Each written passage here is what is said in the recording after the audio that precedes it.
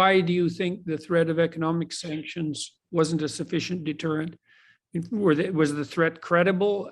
And why do people who make such threats assume that the threat of economic sanction, which I suspect in some sense hits the ordinary population harder than the leaders, why is that viewed as a credible deterrent?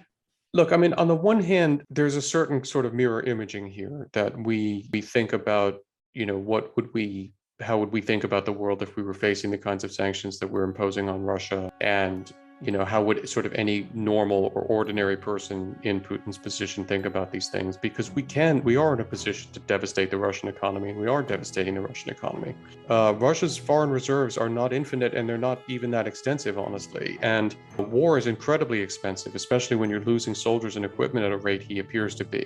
He's going to need cash, and having his economy wrecked is going to make it very hard to continue this war, among other things that he needs to do. And it's going to make his people very unhappy, and that will ultimately matter to him. In the short term, it affects ordinary people and oligarchs, but in the longer term, it will affect him also in his ability to do stuff. But here's the thing.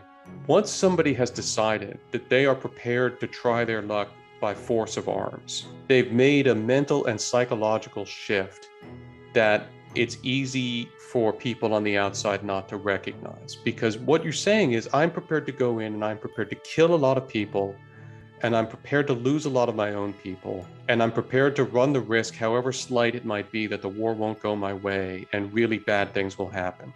If you're in that mindset, then the threat of economic sanctions is not what is first and foremost in your mind. And I think a lot of people collectively missed that Putin had gotten into that mindset and then overestimated the sort of rationality that is required then to think about the long-term effects of economic sanctions of a certain variety.